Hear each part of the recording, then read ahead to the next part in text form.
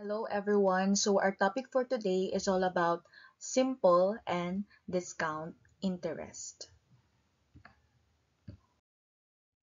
So first, what is simple interest? Okay, so this is the amount of money that the borrower must pay to the lender on top of the principal amount. Okay, when we say principal amount, that is the original amount. Okay, you borrow, okay, or you invest. Okay.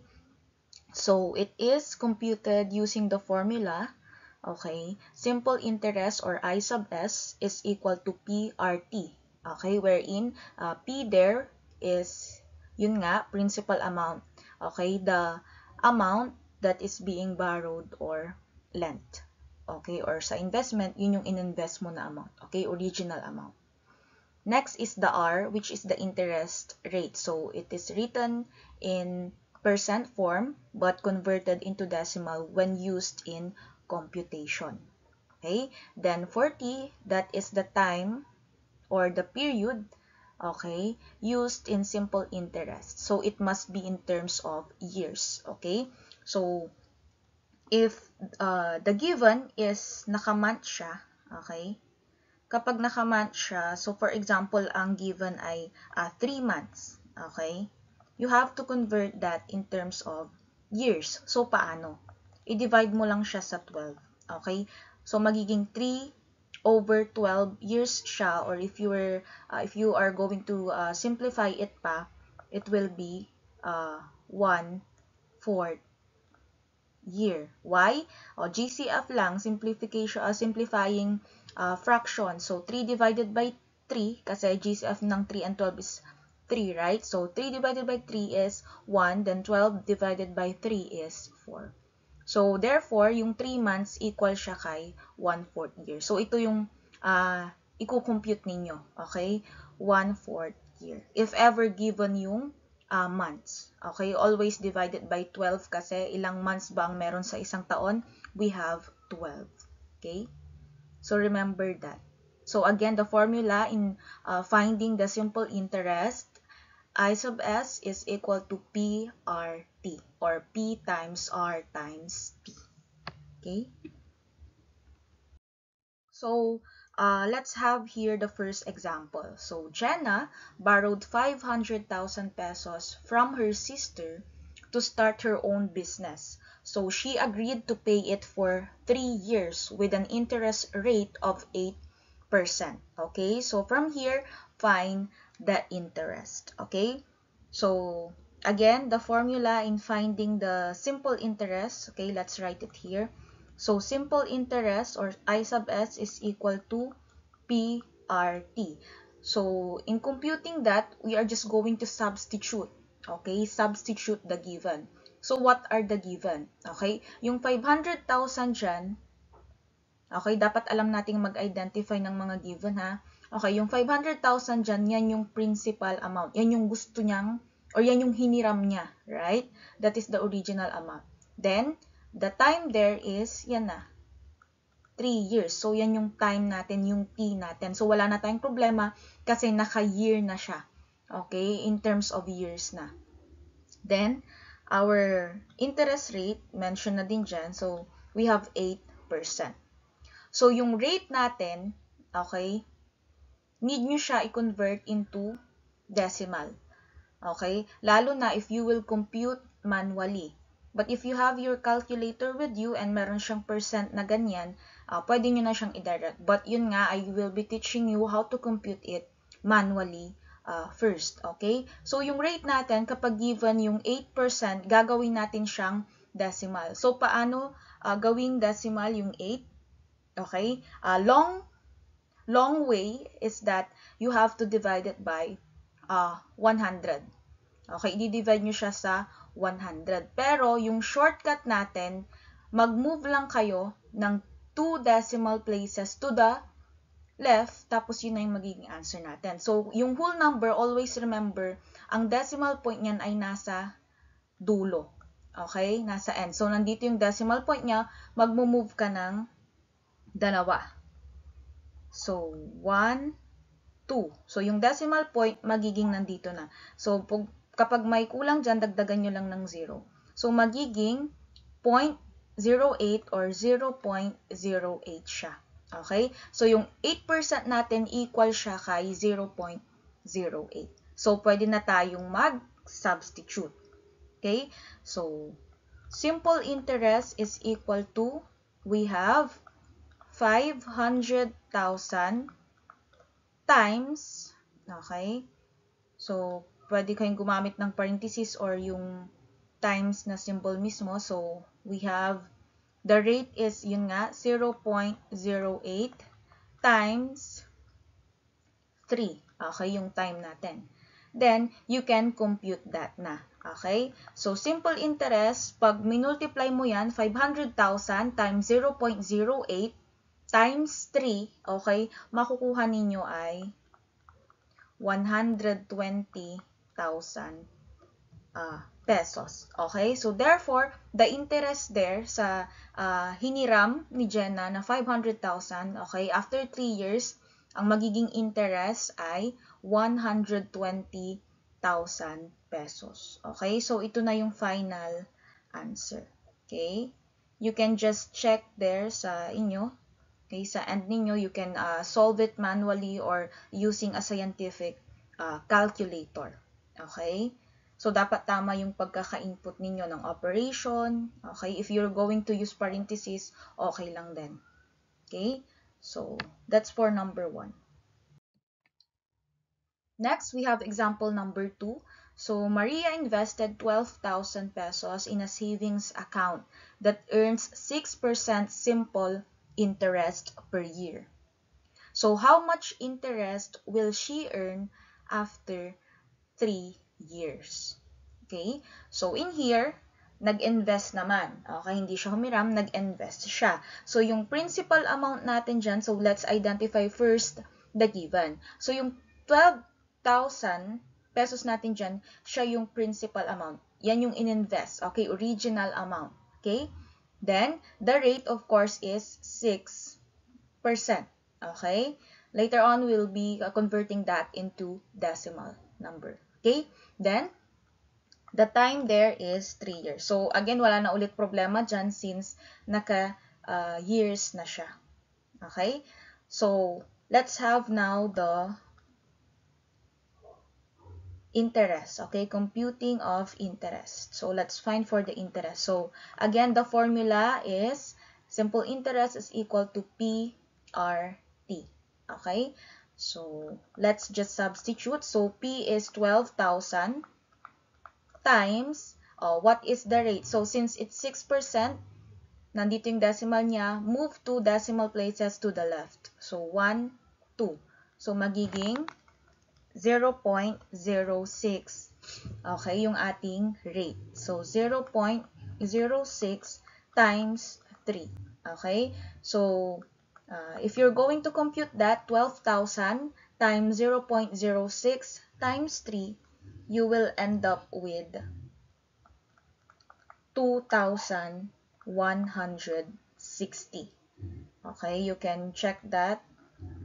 There also, you can compute that manually and through a scientific calculator. So, the interest here, okay, that Maria will get after 3 years or Maria will earn after 3 years will be 2,160 pesos.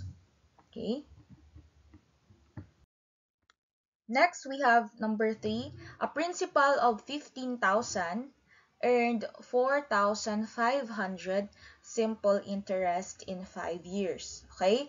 So, at what annual rate of interest was the money invested? So, in here, let's identify first what are the given. Okay? Then, let's see what are we going to find. So, here, it's clearly, okay, the principal there is 15,000. Ayan na siya. Okay, mentioned na siya. So, principal of 15,000 pesos. So, siya yung principal amount. Okay? So, nag-earn daw siya ng 4,500 pesos na simple interest. So, ito na yung simple interest natin in 5 years. So, this will be our time. So, clearly, ayan nga, nandyan yung tanong, At what annual rate of interest? Okay, so we are looking for the rate. Okay? So pag hinahanap yung rate, okay? Tatandaan lang ninyo, so explain ko lang dito. Since yung formula ng simple interest natin ay P RT, okay, or P times R times T. Kapag isa sa P, sa R, or sa T yung nawawala, okay, kailangan nating mag-divide dyan. Okay? So, ang shortcut na maituturo ko sa inyo ay ito. Yung triangle na sikat. Okay, yan. So, imagine nyo na lang na perfect triangle yan. Okay? So, hatiin natin siya para matandaan nyo mas bilis yung formula. So, dito yung simple interest, okay? Dito yung PRT, okay? Kung familiar kayo dun sa percentage, base, and rate, same lang siya dito. Okay? Yung ganito. So, same lang siya. Yung PBR. Okay, so same lang siya dito yung concept niya. So, balik tayo dito sa simple interest tapos PRT. So, pag ang nawawala is simple interest, okay?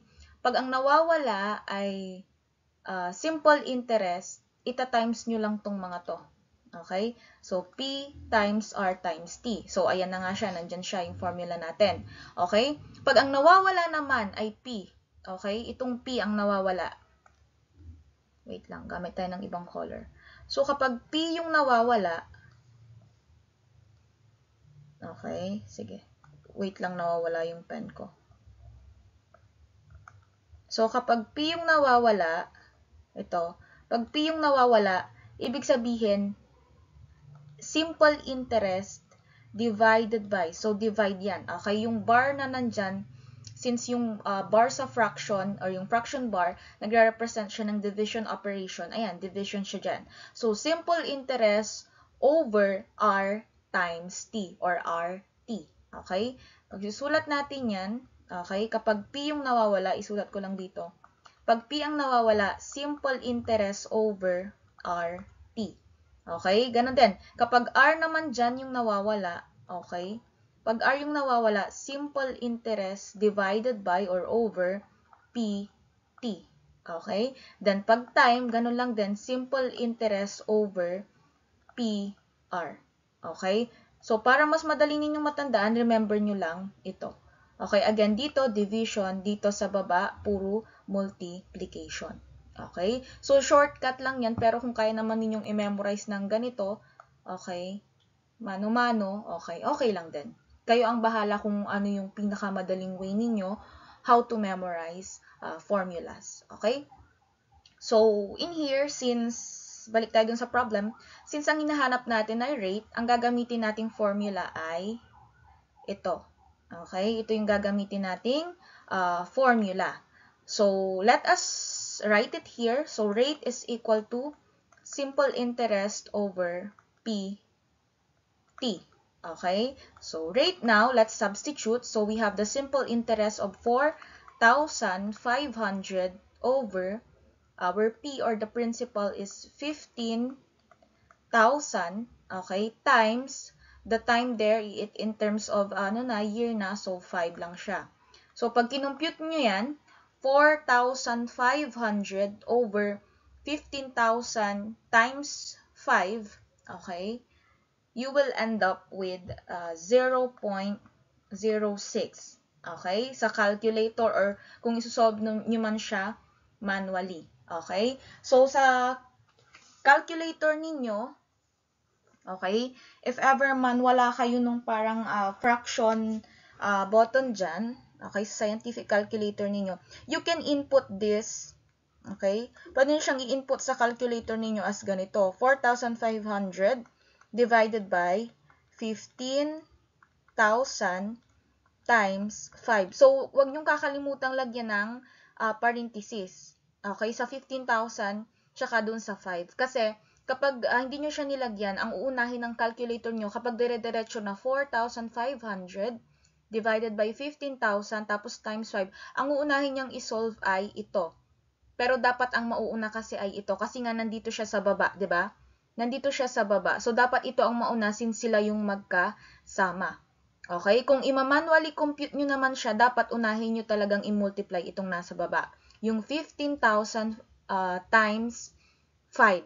Okay? Tapos after nun, kung ano man yung sagot nyo doon, ayan na, 4,500 divided by, o kung ano yung na-compute ninyong sagot. Okay? Then, ang magiging answer dyan ay 0.06 or kapag i-convert mo na siya sa percent, okay? Paano? Di ba kanina nagko-convert tayo sa ng percent into decimal, nagmo-move tayo ng 2 decimal places to the left. Okay? Pag decimal to percent naman, magmo-move tayo ng 2 decimal places, of course, to the right. So, opposite niya. So, magiging whole number na yan. So, ang final answer natin dito ay 6%. So, therefore, okay, 6%. Okay, yung annual rate of interest nung ininvest na money dito sa example number 3 natin. Okay, so ganun lang siya. Okay, again, convert nyo siya sa, i-convert nyo siya into percent. So, pag ang sinulat ninyo dyan ay 0.06%, iba rin yun. Okay, so dapat 6%. Okay, i-convert nyo siya, move 2 decimal places again to the right. Okay? Opposite siya ng percent to decimal. Okay? So, that's for number 3. Okay, let's have number 4. So, in here, the simple interest earned on an investment after 4 years is 2,400 pesos. So, if the annual interest rate is 8%, what was the original principal amount invested? Okay? So, in here, let's identify first the given. Okay? So, sabi dyan, we have 4 years. Okay? Yung 4 years dyan, of course, yan yung time natin. Okay? Then, 2,400, ayan, sabi dyan sa problem, yan yung simple interest natin. Ayan, no, the simple interest, sabi niya dyan. So, if the annual interest rate is 8%, okay, so this is the rate. Okay, clearly, kasi siya yung may percent dyan. Then, the question is, what was the original principal amount? So, ang hinahanap naman natin ngayon ay principal amount or yung original amount na ininvest. Okay? So, again, kanina, meron tayo nung formula, okay, na kapag P yung hinahanap, okay, pag P yung hinahanap, ang formula natin ay simple interest over RT. Okay? So, i-substitute lang natin ulit. So, simple interest sa problem natin ay 2,400 divided by R rate is 8%. So, 8% i-convert into decimal magiging 0.08 kasi 1, 2. Okay? Move 2 decimal places to the right. Okay? So, magiging 0.08, okay, times the time is na tatanggal siya. So, the time is 4 years. So, 4 siya. Okay? Tapos, ayan na, i-compute niya siya. Okay? So, pag manually nyo siya gagawin, again, uunahin nyo muna, i-solve itong nasa baba. 0.08 times 4 muna. Okay? Tapos, after ninyo makompute yan, if you're going to compute it manually, 2,400 divided by kung ano man yung nakuha ninyo dyan. So, ang makukuha nating answer dyan, pag kinompute ninyo ay 7,500. Okay? So, 7,500 pesos yung principal amount na ininvest sa ating problem 4. Okay?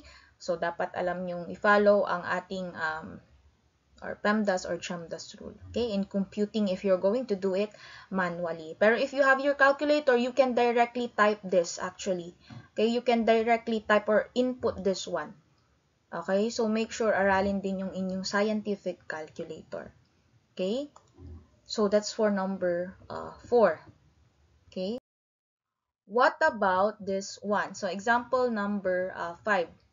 So, James borrowed 20,000 pesos at 10% simple interest per year. If he paid 8,000 pesos as interest, how many years did he keep the money before repaying? Okay? So, in here, identify natin again yung mga given. So, 20,000 pesos, of course, that is yung hiniram niya, yan yung principal amount or yung original amount natin. Okay? 10% syempre siya yung rate. Okay? Then, if he paid 8,000 as interest, so siya yung interest, sinabi na dyan, 8,000 pesos is our simple or our interest. Okay? So, ang tinatanong ay yung years, okay? Or yung time. Okay? So, we are looking for the time ngayon. Okay? So, the formula in finding the time is simple interest over PR. Okay? Or P times R. So, T is equal to simple interest over principal times rate. Okay? So, again, let's just substitute the given. So, the time there, okay, that is the missing one. So, simple interest is 8,000 pesos over P is 20,000. Okay? Then, our rate is 10%. So, paano nyo siya gagawing decimal? Move 2 decimal places to the left. So, 1, 2. So, magiging 0. Andito na yung decimal point. Magiging 0.10%. Okay? So, times 0.10 or pwede din 0.1. Okay? Then, if you're going to compute that, okay, ang makukuha ninyo ay 4. Okay? So, wala nang problema dyan kasi in terms of years na siya. So, ang final answer dito ay 4 years. Okay? So, therefore, ayan, si James, binayaran niya yun. Okay? Ng 4 years. Okay? That's for the simple interest. Okay? So, you just have to remember the formula. Madali lang siya kapag alam niyo talaga yung gagawin yung formula and yung kung paano mag-input and kung paano siya i-solve step by step. Okay? So, the next one, we have here the maturity or future value. So, ano yung tinatawag natin na maturity or future value? Okay? So, yung maturity or future value, yan lang yung total. Okay? Total ng babayaran mo. Okay? Like, for example, ang hiniram mo, okay? For example, ang hiniram mo ay 1,000 pesos. Okay? Tapos may simple interest siya na 100 pesos. Okay? So, ang babayaran mo, for example, after the particular time or after a particular term, ay 1,100. Yan yung tinatawag natin na future value or maturity value. Okay? So, 1,100. So, ibig sabihin, dyan mo makikita yung ating formula. Okay? Yung future value, okay, is equal to the principal amount, yung original amount na hiniram mo or pwede ring in-invest mo, plus yung interest nung money na yon or nung amount na yon. So, ito yung formula niya. Pwede ring ito, pwede ring ito. Okay? So, future value or F is equal to P times 1 plus RT at saka future value is equal to P plus PRT. So, ito, nakuha lang din siya dito sa una. Bakit? Paano siya nakuha? Okay? So, F is equal to P. Ipakita ko lang sa inyo kung paano nakuha ito, yung pangalawa dyan. So, 1 plus RT. Dinistribute lang ito.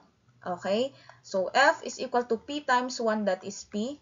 P times RT, that is PRT. Okay? Kaya nakuha yon. So, same lang naman siya. O, ito, mas shortcut ito. Okay, mas shortcut. So, if ever, ang given sa problem ay PRT, pwede ninyong gamitin ito. Pero if ever given na sa problem yung simple interest para shortcut na, ang gagamitin na lang ninyo ay itong pangalawa. Okay? So, tatandaan yun. So, para mas maintindihan ninyo, okay, let's have the examples. So, example 1. So, Anna invested 10,000 pesos in a time deposit that earns 7% simple interest per year. So, if she withdraws her money after 2 years, what is the maturity value of her investment? So, let's identify again first the given. So, step by step siya, wag niyo siyang madaliin or wag kayong ma-overwhelm. Okay, kailangan i-identify niyo kung ano yung mga given kasi yun yung key, okay, para maka-proceed tayo sa next step, which is yung solving or computation. So, in here, so 10,000 pesos, okay, yun nga, ininvest. Okay, ininvest ni Ana. So, yun yung original amount. Okay, that is the principal amount. Okay, 7%, syempre yan yung rate. And then, 2 years, that is our time. Okay, so in here, ang tinatanong ay yung maturity value. Okay, so since given ang PRT, okay, pwede nating gamitin yung formula na F is equal to P plus PRT. Okay, para direct na tayo. Okay, no need to get the simple interest first tapos saka ninyo i-add. Kasi same lang. Ito yun, di ba itong PRT yan yung formula ng simple interest. So, naka-direct na siya. Tapos i-add na lang ulit siya sa principal. Okay? So, i-substitute lang natin yung mga given. So, F is equal to P is 10,000 pesos plus, okay? Lagyan nyo siya ng parenthesis kasi kailangan i-compute muna itong PRT.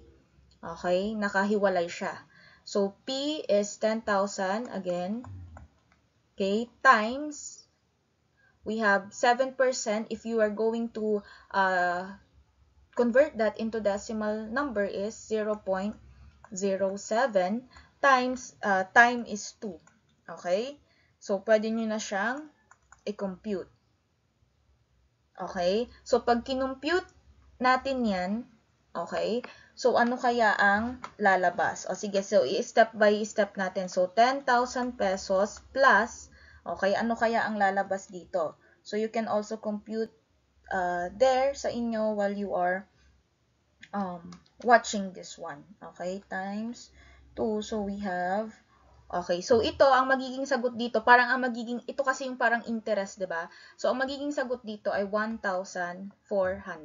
So, therefore, okay, it's clearly, kapag in-add natin yan, 10,000 plus 1,400 is equal to 11,400 pesos. Okay, so this will be our future value.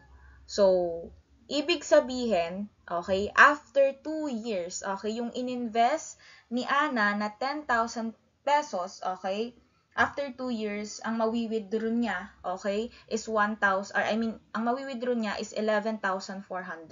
So, after 2 years, kumita siya ng 1,400 sa kanyang investment. Okay, so yun yung ating maturity value. Next is number 2. We have Mark borrowed 25,000 pesos at 12% simple interest per year. So, if he plans to pay it back after 3 years, how much should he pay in total as maturity value? Okay? So, let's identify first the given. So, Mark borrowed, o to, humiram naman siya. So, 25,000 pesos is the principal. Okay? Then, 12%, syempre, yan yung rate. And then, if he plans to pay it back after 3 years, that is the time. Okay? How much should he pay in total as maturity value? Okay? So, total na yung tinatanong. So, maturity value yung hahanapin ulit natin. So, again, the formula, since the given is PRT, so, F is equal to, okay, P plus PRT. Then, let's just substitute. So, P is 25,000 plus, okay, 25,000 ulit, yan yung P natin, times R is, rate is 0.12. Okay, move to decimal places to the left. Times, we have 3 years. Okay, so if you're going to compute that, ayan, so, isa-isahin ulit natin para lang makita nyo. 25,000 plus, so ano kaya yung 25,000 times 0.12 times 3. Okay? So, ang answer natin dyan ay 9,000. Okay? So, 9,000 pesos or 9,000. Okay? So, therefore, our future value is 34,000 pesos. So, ibig sabihin, magbabayad si Mark after 3 years, all in all, okay, ang babalik niya ay 34,000 pesos. Okay, so yan yung ating future value or maturity value. Okay, so now let's move on with the discount interest. Okay, so ano kaya itong tinatawag natin na discount interest? So this is the amount of money that the borrower must pay to the lender. However, okay, this is an interest that is paid on the date of the loan. So the discount interest is the amount of money to be subtracted from the principal amount, and the remaining amount will be the amount to be received by the borrower. Okay? So, may formula tayo, okay, na gagamitin. Loan discount is equal to FDT. So, yung discount interest lang, yung concept niyan. Like, for example, humiram ka ng 1,000. Okay? For example, humiram ka ng 1,000 pesos. Tapos, ang pag-uusapan ninyo or ang pinag-usapan ninyong interest is 100 pesos. Okay, isulat ko lang dito para mas magets ninyo. So, for example, humiram ka ng 1,000 pesos. Okay, tapos yung magiging interest is 100 pesos. So, ang ibibigay sa'yo, okay, ang ibibigay na sa'yo, okay, is 900 pesos. Binawas na. Parang yung discount interest, babawasin na yung interest. Okay? O, for example, isang taon yung usapan ninyo na babayaran mo, yan, okay? So, after a year, ang ibabalik mo pa rin ay 1,000 pesos. So, parang instantly, kinuha na nila agad yung interest na 100 pesos. Okay? So, imbis na ibabalik mo siya at the end ng 1,100, ibabalik mo na lang siya ng 1,000 kasi nga binawas na yung 100 na interest. Okay? So, yun lang yung concept niya. So, paano naman kunin yun? Okay? So, ito yung formula. This one, discount interest, so meron siyang I sub D na symbol, is equal to FDT. So, yung F is yung maturity value or yung loan amount niya mismo, okay? And then, parang ano lang din siya, parang principal lang din, principal amount. Para lang din siyang PRT, kumbaga. Okay, as you can see. So, D is the discount interest rate. So, yung D naman is yung rate natin. And then, yung T pa rin is our time. Okay? Tapos, continue lang natin dito before we go with the sample problems. Okay? So, yung loan proceeds or yung may symbol siya na L sub P. Okay? Nakukuha naman siya when we subtract. Okay? When we subtract F minus the interest discount. Okay? So, kung kanina, maturity value, okay, yung total. Okay? Parang nag-a-add tayo kanina, 'di ba, sa maturity value. Dito sa discount interest, same concept lang sila. Ayan, magsusubtract ka lang. Okay? Ayan siya, oh. Same na same sila. So, para mas maintindihan ninyo, let's have an example. Okay, dito sa discount interest natin. So, we have here, Joseph borrows 35,000 pesos from his bank for a term of 2 years. So, the interest charged is 10%. Okay, 10% discount interest. So, first, we have to determine the discount interest and find the loan proceeds. Okay? So, in here, we are going to use the formula. So, unahin natin. Okay? Unahin natin yung hinahanap na discount interest. So, i-identify natin itong mga given. So, yung 35,000 pesos siya yung P or yung, the future value, okay, yung P natin dyan, yan yung future value. Kasi yung term yung parang principal amount sa simple interest, pagdating sa discount interest, pag discount interest yung hinahanap or pinag-uusapan, magiging future value siya. Kasi yung sabi ko nga kanina, di ba, siya yung total na parang babayaran mo after the term na napag-usapan. Okay? So, future value yan. Okay? From his bank for a term of 2 years. So, 2 years yan yung time. Then, the rate is, of course, 10%. So, again, hinahanap natin ay discount interest. So, we have the symbol I sub D is equal to FDT. So, imumultiply or substitute lang natin, magmumultiply lang tayo dito. So, 35,000 yung F natin. Yung D natin, yung rate natin, okay, discount rate. Okay, yung D dyan is discount rate. That is 0.10. Again, i-convert nyo muna siya into decimal times 2. Okay, naka-years na siya, so walang problema. Times 2. Okay, so pag kinompute ninyo yan, ang makukuha ninyo ay ilan? 7,000 pesos. So, yan yung discount interest. Okay, yan yung discount interest. Yan yung ibabawas na nila doon sa 35,000 pesos. Okay? Para makuha yung loan proceeds. Okay? Yung loan proceeds, yan na yung total na ibibigay lang kay Joseph. Okay? So, yung loan proceeds or LP or L sub P, since nakuha na natin, okay? Nakuha na natin itong discount interest. Ang gamitin nating formula ay yung F minus discount or I sub D. So, ima-minus lang natin yung original na hiniram niya. Okay, so 35,000 minus 7,000.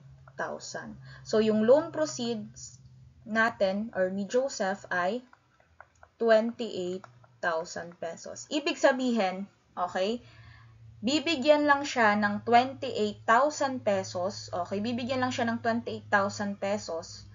Pero after 2 years, okay, ang babayaran niya still ay yung original amount, yung 35,000. Okay, ito yung interest, yung 7,000. Pero binigay niya na instantly nung pagka-hiram niya. Parang na-charge na agad.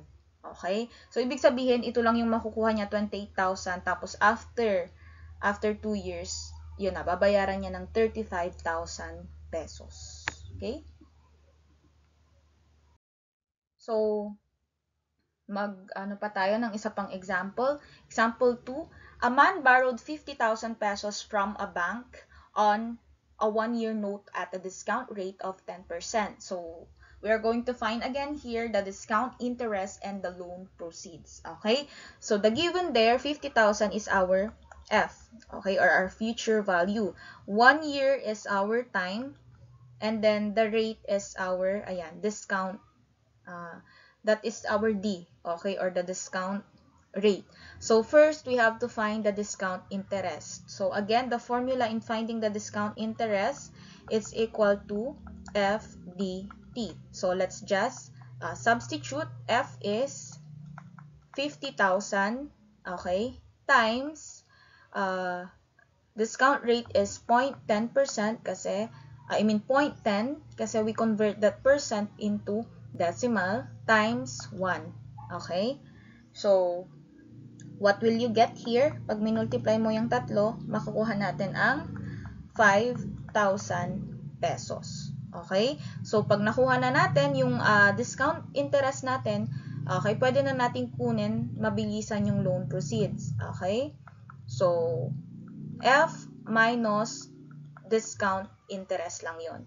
Okay? So, our loan proceed will be 50,000 minus 5,000. So, magiging final answer natin sa loan proceeds ay 45,000 pesos. Okay, so ibig sabihin, kapag humiram siya, ang makukuha niya na lang ay 45,000 pesos, pero ang balik after a year ay yung buo pa rin na original amount na 50,000 pesos. So, nabawas na instantly yung 5,000 pesos na interest. Okay, so yung concept ng discount interest. So, may isa pa ata. Okay, so may isa pa tayong example dito. So, tingnan natin siya. A company borrowed 80,000 pesos for 9 months. Okay? So, the loan proceeds they received were 74,000 pesos. So, ang tinatanong dito ngayon, how much was the discount interest deducted Okay? And what was the annual discount rate charged by the bank? Okay? So, unahin natin yung letter A. How much was the discount interest deducted? Okay? So, in here, kung mapapansin ninyo, given na yung F, yung time natin, which is 9 months, okay? Or 9/12 if we're going to convert that, okay? 9/12 if we're going to convert that into years, okay? Tapos yung loan proceeds natin na 74,000. So, madali na lang natin mahanap yung discount interest. Okay? So, yung discount interest natin, syempre, i-less lang natin. Okay? Discount interest is i-less lang natin yung F minus loan proceeds. Okay? Kabaliktaran lang siya. Okay? So, yung discount interest is equal siya sa F minus loan proceed. Okay? Kasi 'di ba, ang formula natin kanina 'di ba, loan proceed is equal to F minus discount interest. So baliktad lang siya, right? So this time ang hinahanap ay discount interest, ito I sub D. Okay? So kanina ang hinahanap ay loan proceeds. So ayan yung given na ayun yung formula natin. Pero ngayon ang hinahanap ay discount interest. So kabaliktaran lang niya. So ito yung magiging formula natin. So i-substitute lang ninyo. So discount interest is equal to 80,000, yung future value natin, minus 74,000. So, our discount interest is nasa 6,000 pesos. Okay, nasa 6,000 pesos. So, ito na yung final answer sa discount interest. Okay? Then, next, let's proceed with letter B. So, what was the annual discount rate charged by the bank? Okay? So, ito ang hinahanap naman natin ay discount rate or yung D natin. So, para lang siya kanina, nung simple interest, okay? Yung triangular natin, ayan siya. Okay? So, ang main formula natin, discount interest is equal to FDT. So, same lang siya dito. So, discount interest, okay, or I sub D, okay, tapos isulat nyo lang dito FDT. So, since discount rate, or ito yung hinahanap natin, yung D yung hinahanap natin, okay, ang formula natin, okay, so D is equal to discount interest over FT, okay, or F times T. So, same lang siya, same lang talaga siya, para lang madali ninyong matandaan. Okay? The next is, we have to substitute. Okay? So, discount interest. Okay? What is our discount interest? Again, nakuha natin kanina. We have 6,000 pesos kasi ito siya. So, nandiyan na siya, diba? So, 6,000 over F is 80,000. Okay? You can also do it while you are watching. I-direct ninyo. Then, our time is, of course, 9/12. Okay? Wait lang. Isulat ko pala dito muna. 80,000 times 9/12. We can still simplify that. Yung 9/12. Ano yung GCF? Okay? Ano yung GCF ng 9/12? 3, right? So, 9 divided by 3 is 3. 12 divided by 3 is 4. So, 3/4. Para mas maliit, mas mabilisan kayo. So, 3/4. Okay? That is equal lang. So, okay? Ang magiging answer natin dyan ay okay? So, if you're going to solve that, our answer will be 0.1. Or if you're going to convert that into percent na, move 2 decimal places to the right. So, 1, 2, kaya magiging 10%. So, yung discount, yung discount rate natin na chinarge, okay, ng bangko ay 10%. Okay, so yun lang siya kung paano nyo siya kukunin. So, technique lang para mas madali ninyong matandaan yung formula ng simple interest tapos ito ng discount rate. Okay, tandaan nyo tong parang pyramid natin. Okay? So, that's it. I hope you understand the lesson. Okay? So, thank you.